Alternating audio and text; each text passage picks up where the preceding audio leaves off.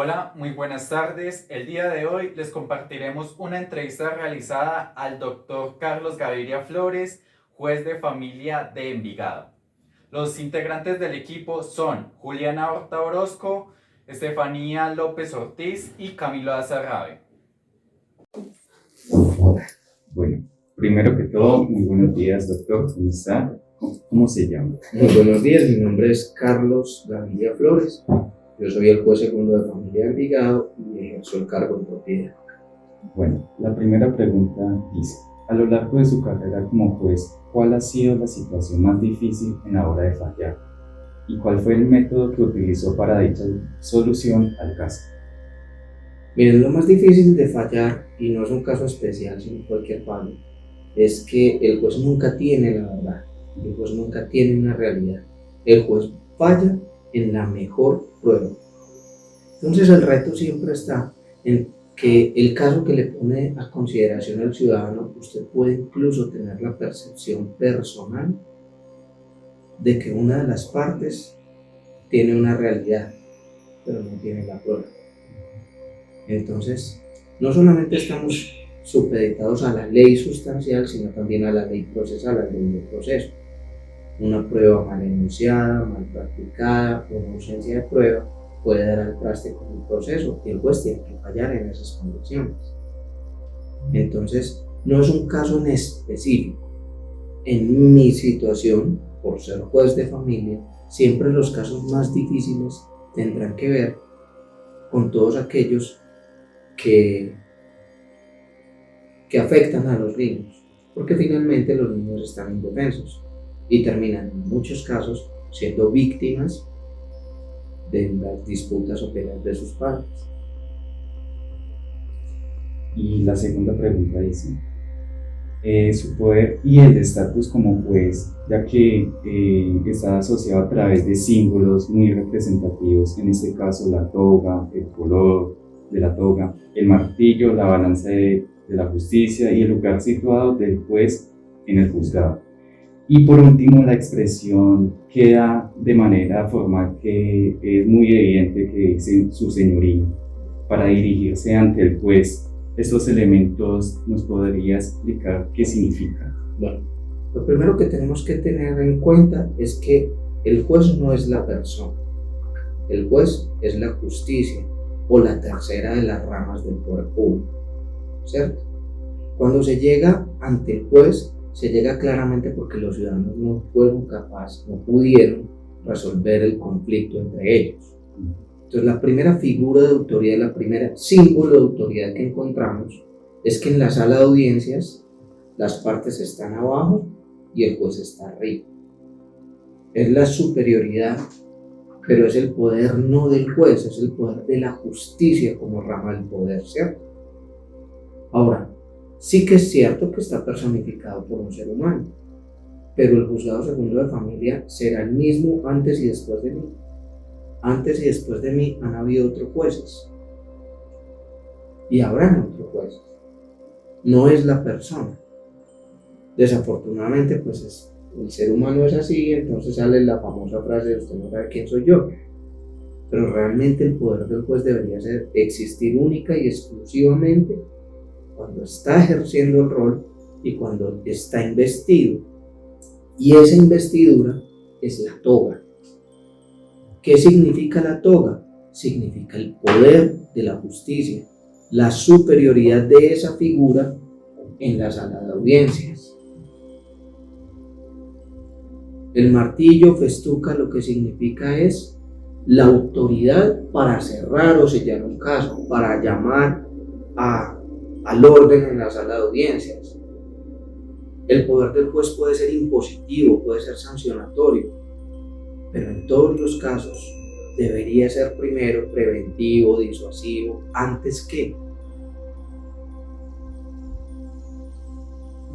Esa figura de autoridad, ese poder que tiene el juez, es porque sin él no existiría la forma de llevar un juicio donde las dos partes están enfrentadas. Entonces estaríamos en una sala de audiencia o en un ring de boxeo, ¿no?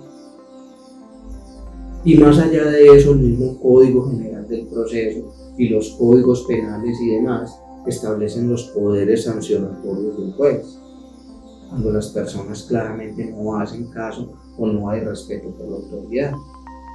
Por eso tal vez, no puedo hablar por todos los jueces, hablo por mí, extraño tanto la audiencia presencial y las audiencias. Desde el mismo protocolo en el que las partes ingresan y después de haberse instalado la audiencia, no antes, ingresa la autoridad, ingresa el juez. Y desde ese momento hay un respeto y un protocolo por la audiencia. Y las partes se ponen de pie. Y el juez ingresa y solo cuando la autoridad descansa, descansan las partes. Cuando el juez se sienta, da la autorización que los demás se sienten. Esa figura, ese protocolo, al que usted no puede ir con un fondo de pantalla y se le apagó el fondo de pantalla y está en bikini, en la playa, o sin ropa, o en pantaloneta. Es el mismo protocolo de la audiencia, de la autoridad, la solemnidad del juicio. Y no viene de nosotros, viene desde el derecho romano, que es la génesis de nuestro derecho. Ha pasado por la evolución de toda la historia del derecho francés, que es uno de los principales soportes del derecho nuestro, el derecho romano. Y nunca, por más que se haya peleado por la igualdad y los derechos del hombre, se le ha quitado la autoridad y el protocolo al juez, a la corte y a lo que representamos. Es simplemente una figura de autoridad que hace respetar unas reglas de conducta, no hay otra. Bueno, la tercera pregunta es: ¿cuál es la importancia o relevancia de los jueces a partir de la Constitución de 1991? Bien, la diferencia que existe en los jueces a partir de la Constitución de 1991, que anterior no la tenían, es que el juez cumple una doble función. No solamente de hacer cumplir la ley como juez de la jurisdicción, en mi caso la de familia, sino que además tenemos una función permanente de jueces constitucionales, que anteriormente no existía.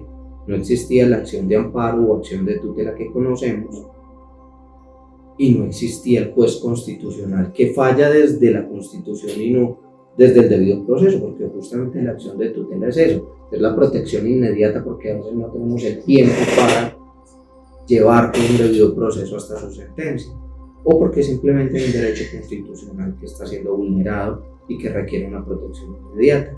Entonces ahí aparece una primera relevancia. Seguramente habrán muchas y podrán darse diferentes interpretaciones, pero para mí la más importante es esa, es la investidura de juez constitucional que recibe el juez a partir de la Constitución del 91. Y hay otra pregunta, que es la 4, dice: pese al derecho que tienen las personas a acceder a la justicia, considera que para un hombre común y corriente le es fácil acceder al trato con los jueces, siempre que no sea un asunto de carácter jurídico. Mire, realmente no lo es. No lo es, pero existen varias cosas que hacen que el juez no tenga un contacto directo y permanente con el ciudadano. El primero es el principio de imparcialidad y confianza legítima. Porque imagínese, por ejemplo, que usted tuviera un proceso en este juzgado contra otra persona y usted llegue o pase y me ve hablando con esa persona o con su abogado, o tomando tinto con esa persona o su abogado. ¿Usted creería o pensaría que ese juez va a ser imparcial, o usted creería o pensaría que ese juez es amigo de la otra parte y lo va a favorecer? Entonces esas son las primeras limitantes que se encuentran. Adicional a eso, dice el Código General del Proceso que los jueces hablan a través de autos y sentencias. Entonces pareciera que solamente nos está permitido hablar en juicio. Yo discrepo mucho de eso y creo que el juez debe ser cercano a la población para la que trabaja. Por eso están ustedes hoy aquí, porque yo sí creo que el juez debe atender a su comunidad. También hay que entender, la carga laboral que tenemos es demasiada. Si ustedes miran, por ejemplo, el circuito que compone los juzgados de Envigado está por Sabaneta y Envigado. Tenemos muchísimo más de 300.000 habitantes y solamente somos 2 jueces de familia.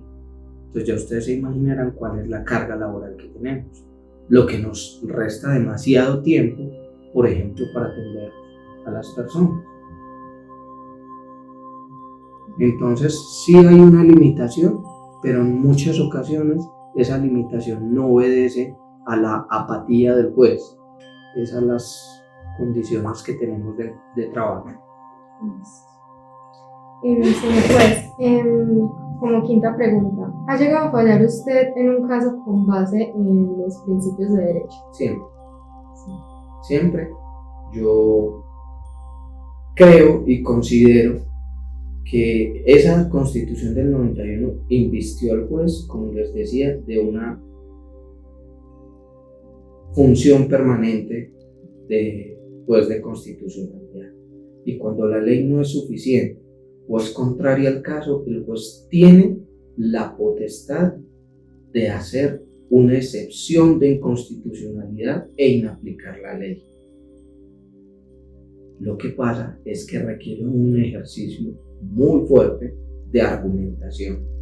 El juez no puede simplemente no aplicar la ley porque no le pareció. Ese convencimiento tiene que estar fundado en unas pruebas, en unos hechos, en un, valga la redundancia, en un convencimiento pleno de que la ley no es suficiente. Y uno de los elementos principales que no puede olvidar nunca el juez es que no se debe aplicar justicia con daños. Si la sentencia es lasciva, no la dicte, apártese. Tiene el poder, la carga de argumentar, mucho más trabajo, sí, hágalo. Porque el ciudadano espera de su juez justicia. Bueno, y ya como sexta y última pregunta, ¿considera usted que fallar en derecho es sujetarse solo a las reglas? No. Esa pregunta se responde con el resto de la entrevista. Fallar en derecho es ser justo. Justo es, no se apegue única y exclusivamente al debido proceso, pero tampoco le haga el trabajo a la otra parte. Usted tiene que tener equilibrada la balanza. Equilibrar la balanza no significa favorecer a un lado o al otro. Y es un tema completamente subjetivo porque depende del convencimiento, que en un caso puede ser uno y en otro puede ser otro diferente. Lo que sí no puede ser es que el juez esté emitiendo sentencias contradictorias, una hoy, la otra mañana, y eso se llama precedente. Y no solamente existe un precedente vertical, el de las cortes y los tribunales, sino el precedente horizontal, el de mi propio juzgado, cómo se ha fallado aquí en casos similares en situaciones anteriores. Lo que no significa que yo tenga que fallar igual, pero sí significa que si yo voy a cambiar mi propia postura, yo tengo que argumentar por qué. El juez siempre puede, pero tiene la carga argumentativa. Y eso se llama congruencia. ¿Listo? Muchas gracias. Con mucho gusto, chicos.